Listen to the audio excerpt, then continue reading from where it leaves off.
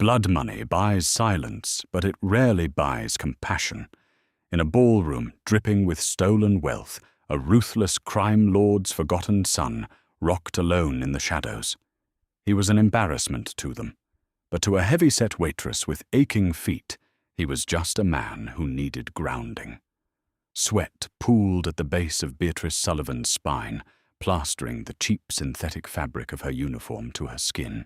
As a size 18 woman working an exclusive catering gig at the sprawling Astor Heights estate, she knew the rules: keep your head down, keep the champagne flowing, and never under any circumstances make eye contact with the guests. The men in this room were dangerous. They wore $10,000 bespoke suits that hid loaded weapons, and the women clinging to their arms were as razor-thin and sharp as the diamonds resting on their collarbones. Beatrice was invisible to them, her soft, rounded stomach pressing against the tight apron, her thick thighs chafing as she navigated the crowded ballroom, her flushed cheeks. She was nothing more than the help. And tonight, that invisibility was her armor. Dominic Moretti, the patriarch of the city's most feared organized crime family, was hosting his annual winter gala. The room was a sensory explosion of clinking, crystal-roaring laughter, blinding flashes from hired photographers, and the heavy, suffocating stench of expensive cigars and imported lilies. While Beatrice expertly balanced a silver tray of Bellinis, her eyes caught movement in the far corner of the room, tucked away behind a towering ice sculpture. It was a man mid-20s, wearing a tuxedo that fit perfectly, but looked like a prison on his frame. He was sitting on a velvet chair, his knees pulled up slightly, rocking back and forth. His hands were clamped over his ears, his eyes squeezed shut, and his jaw locked in a grimace of pure agony. This was Cassian Moretti. Whispers about Dominic's eldest son had floated around the city's underground for years. They called him a ghost, a tragedy, a defective heir. Autistic non-verbal when overwhelmed, and entirely incapable of running an empire built on violence and intimidation. Dominic kept him hidden away out of shame, preferring to parade his younger sociopathic son, Vincent, as the true crown prince of the family. Tonight, Cassian had been forced out of his quiet sanctuary to pose for family photographs, a cruel PR stunt to make Dominic appear like a loving family man to the local politicians in attendance. Now that the photos were done, Cassian had been abandoned, left to drown in the agonizing sensory overload of a mobster's party. Beatrice watched as two suited men walked past Cassian, sneering in disgust as his rocking grew more frantic. A low, panicked hum vibrated from Cassian's chest. The jazz band abruptly switched to an upbeat, chaotic swing number, and the sudden crash of the brass section sent a visible tremor through his body. He was seconds away from a full meltdown, and in a room full of apex predators, showing weakness was practically a death sentence. Beatrice didn't think. Her empathy simply overrode her survival instinct. Setting her tray down on a nearby mahogany table, she wiped her damp palms on her apron and crossed the room. She didn't approach him quickly. She knew better. She moved into his line of sight, stopping a few feet away, and waited for him to open his eyes. When he finally did, his gaze was frantic, a striking stormy grey darting around the room until they landed on her. "The brass is too loud," Beatrice said softly, her voice low and steady, cutting under the noise of the room. She didn't offer a pitying smile. She simply stated a fact. Cassian stopped humming. He blinked his chest, heaving his hands, still hovering near his ears. He looked at her face, then down at her soft, plush figure, his eyes tracking the gentle curve of her waist and the steady rise and fall of her chest. "I know a trick," she murmured, taking one slow step closer. "When the noise gets to be too much, you have to give your brain something else to focus on. A physical anchor." Cassian swallowed hard. His fingers twitched, tapping an erratic rhythm against his thighs. He didn't speak, but He didn't look away. "May I?" Beatrice asked, holding out her hand. It wasn't a delicate, manicured hand. It was a working woman's hand, plump, warm, and real. Cassian stared at it. For a terrifying second, Beatrice thought Dominic's guards were going to descend on her and drag her out by her hair. But then slowly, agonizingly, Cassian uncurled his long fingers and placed his hand in hers. His skin was ice cold.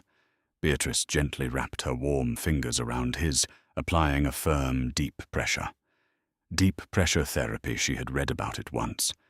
She squeezed his hand firmly, creating a grounding sensation. "Focus on the weight of my hand," she whispered, stepping slightly to the side to block him from the flashing lights of the dance floor. "Now stand up with me." He followed her lead, rising to his full height. He was massive, easily 6'3", towering over her 5'5" frame. "We're not going to the dance floor," she promised, feeling the immediate tension spike in his muscles. "Just right here in the shadows. Step sway. Keep the rhythm of my breathing, not the music." Beatrice placed his other hand on her waist. The soft, giving curve of her hip seemed to startle him for a moment, before his fingers settled, grounding themselves in the solid reality of her. She placed her free hand on his broad shoulder, and slowly she began to sway. It wasn't a formal dance. It was a slow, rhythmic rocking, mimicking the soothing motion he had been doing in the chair. But this time, it was shared. It was anchored. Cassian closed his eyes. The panicked, rapid tapping of his fingers slowed.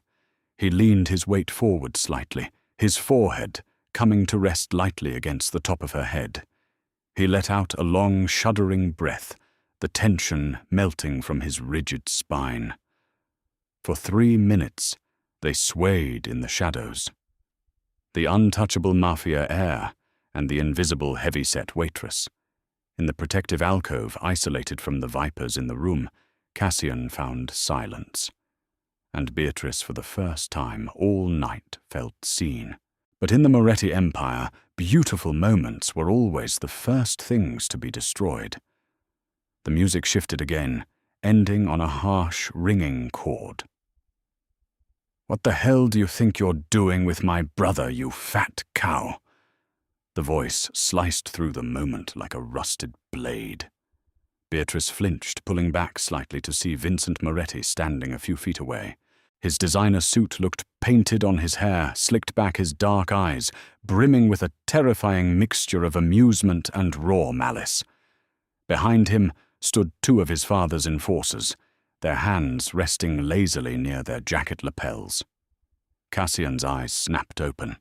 The serenity that had just settled over his features vanished, replaced by an impenetrable blank mask. He immediately stepped back from Beatrice, his hands retreating to his sides, the erratic finger-tapping returning with a vengeance. "I asked you a question," Vincent sneered, stepping closer, his eyes raking over Beatrice's body with overt disgust. "Are you trying to steal his wallet, or did you honestly think the R-word wanted to cop a feel of all that?" Beatrice felt the blood drain from her face. Humiliation burned hot and prickly in her chest, but it was eclipsed by a fierce, sudden protective anger for the man trembling silently beside her. "He was overwhelmed by the noise, Mr. Moretti," Beatrice said, forcing her voice to remain steady. "I was just helping him regulate." Vincent let out a sharp, mocking bark of laughter. "Regulate? He's not a broken thermostat, sweetheart. He's a freak, and you're fired." Before Beatrice could process the words, a heavy hand clamped down on her bicep. The catering manager, pale and sweating profusely, materialized beside her. "I am so sorry, Mr. Moretti. She'll be gone immediately. Get her out of my sight before I have her thrown out the 4th-floor window." Vincent spat. He turned his cruel gaze back to his brother. "And you? Father wants you in the study. Now, you're embarrassing the family." Beatrice was roughly yanked backward. She tried to catch Cassian's eye to offer him one last look of reassurance, but he had turned entirely inward. He was staring blankly at the floor, lost once again to the chaos of his own mind. 10 minutes later, Beatrice was standing in the freezing rain in the alley behind the estate. She had been stripped of her apron and pushed out the service door without her night's pay. She wrapped her thin cardigan around her broad shoulders, shivering violently as the cold seeped into her bones. She had just lost the best-paying gig she had landed in months, all because she couldn't mind her own business. 3 days passed. Beatrice was forced to take extra shifts at a greasy, 24-hour diner on the edge of the city, a place where the neon sign buzzed constantly and the coffee tasted like burnt copper. She was exhausted, her feet perpetually aching, the memory of the Astor Heights Gala fading into a surreal, humiliating nightmare. It was 2 a.m. on a Tuesday. The diner was empty, save for a trucker asleep in the corner booth. Beatrice was wiping down the counter, humming quietly to the muffled radio, when the bell above the door chimed. She didn't look up immediately. "Take any seat, hon, I'll be right with you." When she finally turned around with a menu in hand, the air caught in her throat. Cassian Moretti was standing in the doorway. He looked entirely out of place in the dingy diner. He wore a heavy charcoal wool coat over a dark sweater, his dark hair slightly damp from the night mist. He didn't move further into the room. He just stood there, his piercing grey eyes locked onto her. "Mr. Moretti." Beatrice breathed, glancing nervously out the window, expecting a fleet of black SUVs to be idling at the curb. There were none. He was alone. Cassian walked to the counter. He didn't sit. He pulled a thick manila envelope from inside his coat and placed it precisely on the Formica surface. He pushed it exactly 2 inches toward her. $3,420, Cassian said. His voice was a revelation. It was deep, a little gravelly from disuse, and entirely steady. There was no stutter, no panic. Beatrice stared at the envelope. "What is this? Compensation?" Cassian replied, his eyes never leaving hers. "For the wages you lost at the gala, for the termination of your contract, for the cruelty of my brother." "I can't take this," Beatrice stammered, stepping back. Her heart was hammering against her ribs. Getting involved with the Moretti family again was suicide. "Listen, I appreciate it, but I just want to stay off your family's radar. Your brother made it very clear what would happen to me." "My brother," Cassian said flatly, his head tilting slightly, "is an idiot." Beatrice blinked, entirely taken aback by the blunt statement. Cassian tapped his index finger against the envelope. Tap, tap, tap. A rhythmic, soothing motion. "Vincent believes I am broken. My father believes I am broken. They think I sit in my room and stare at the wall. They do not know that I have an eidetic memory. They do not know that I see patterns in numbers that they cannot comprehend." He took a step closer, leaning over the counter. Beatrice felt a shiver run down her spine that had nothing to do with the drafty diner. The aura radiating from him was not of a helpless, overwhelmed victim. It was the aura of a man who held the keys to the kingdom. "For 6 years, Cassian continued, his voice dropping to a dangerous quiet register. "I have secretly audited the Moretti Empire's ledgers. I move the money. I launder the assets. I find the rats. My father thinks his accountant is a genius named Mr. Black. Mr. Black does not exist. It is me.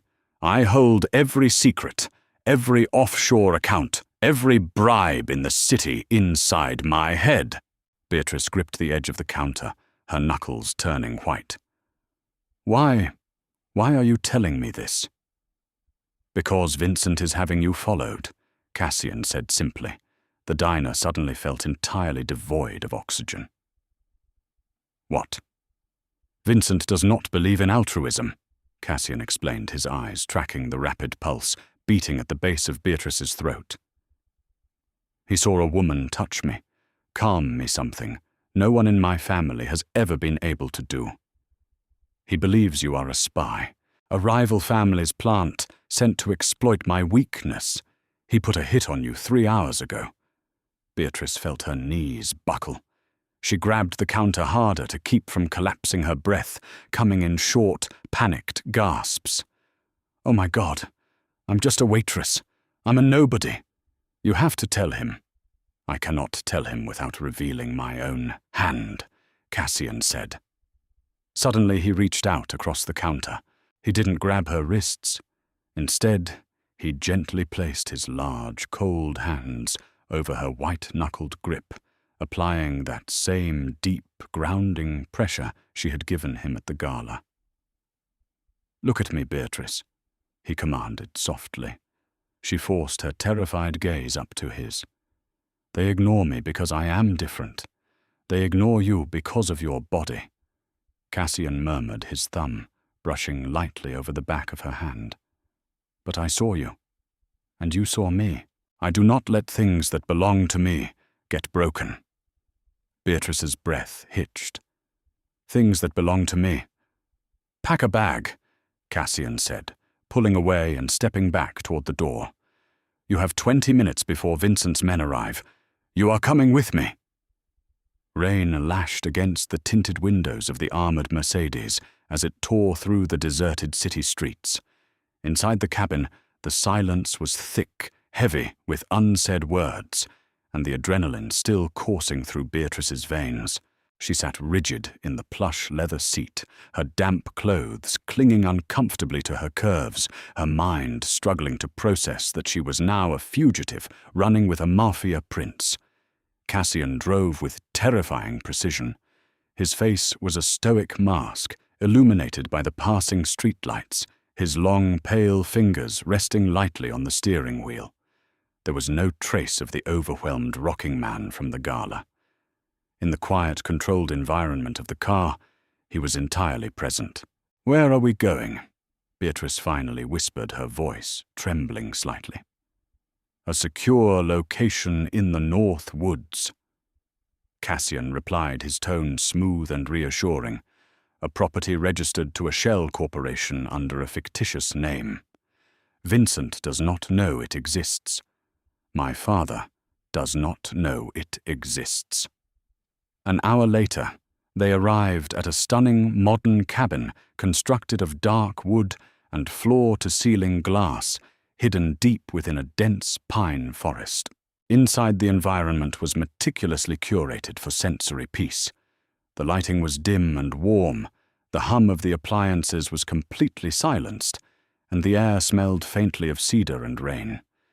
Cassian led her to a massive master bedroom. There are dry clothes in the closet, sweats.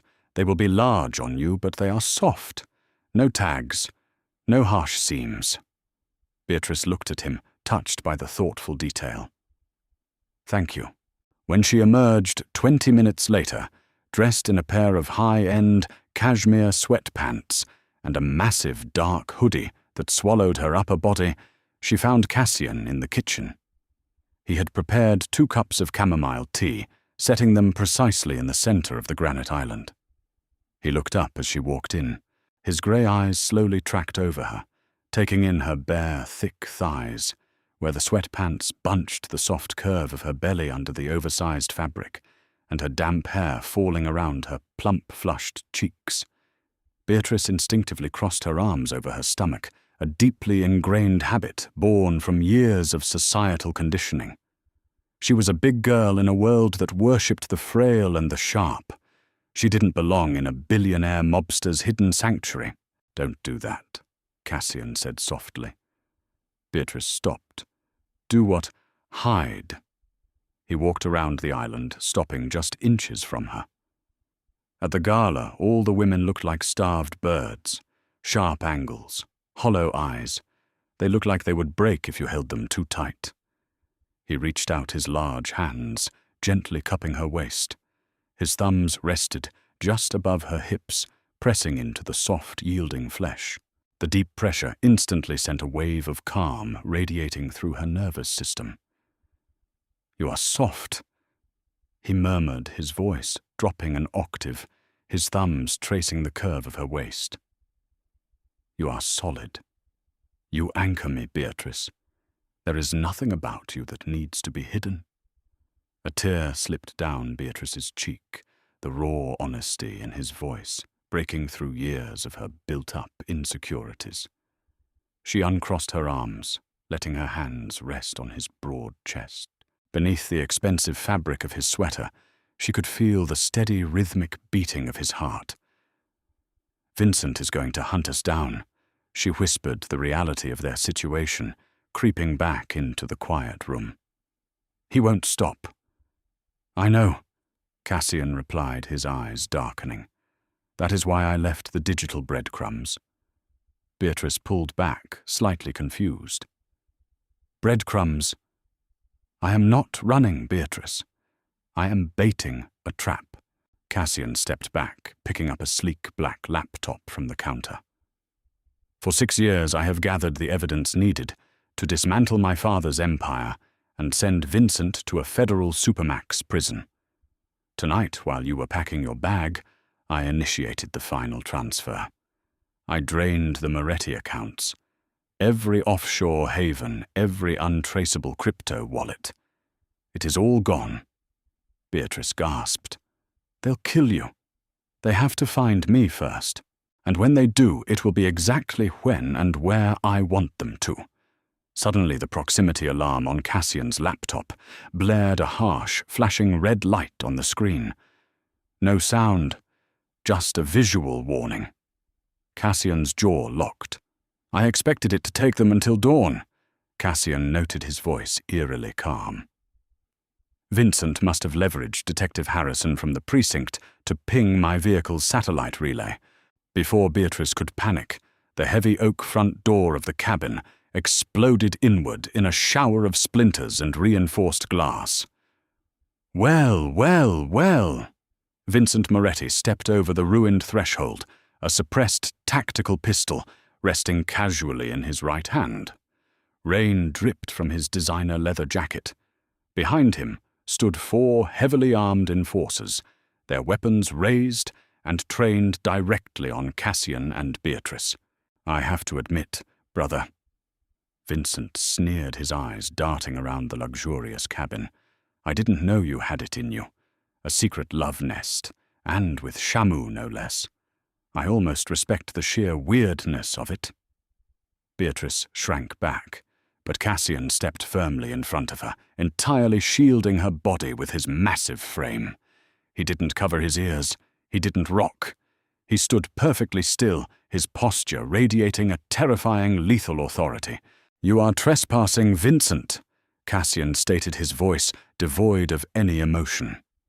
Vincent laughed, a cruel, barking sound. "Trespassing. I'm here to put down a rabid dog. Do you have any idea the mess you've made? Father's accounts are frozen. The money is missing.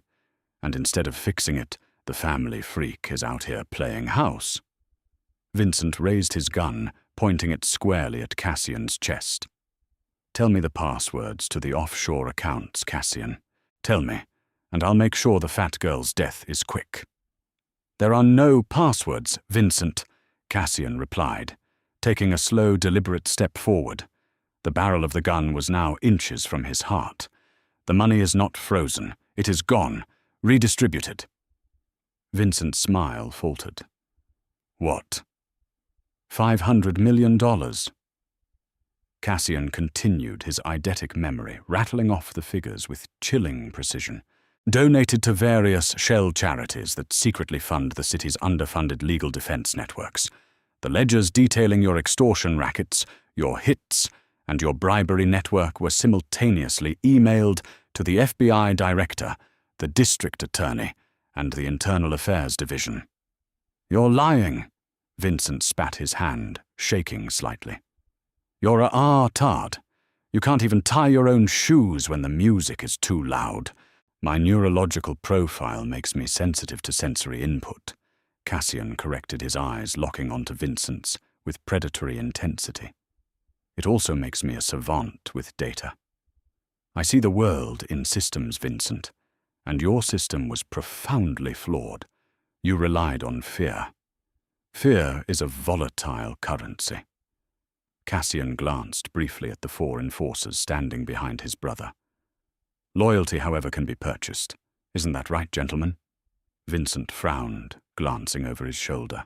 The 4 men lowered their weapons originally aimed at Cassian, and in unison raised them to aim directly at the back of Vincent's head. The blood instantly drained from Vincent's face. "What the hell are you doing? I pay you." "Actually, Vincent, I pay them," Cassian corrected softly. "I have controlled the family payroll for 3 years. When I drained the accounts tonight, I ensured these men received a severance package of $2 million each, deposited into untraceable Swiss accounts, all contingent on one final task." Vincent dropped his gun. It clattered against the hardwood floor. The arrogant, untouchable prince of the underworld was suddenly reduced to a trembling, cornered rat. "Cassian, wait," Vincent pleaded, holding his hands up. "We're blood. You can't do this." "You put a hit on the woman who showed me kindness," Cassian said, his voice dropping to a low, dangerous rumble. He stepped forward, invading Vincent's space, towering over his older brother. "You called her a cow. You called me a freak. You do not understand power, Vincent. You only understand cruelty." Cassian nodded at the lead enforcer. "Take him to the harbor.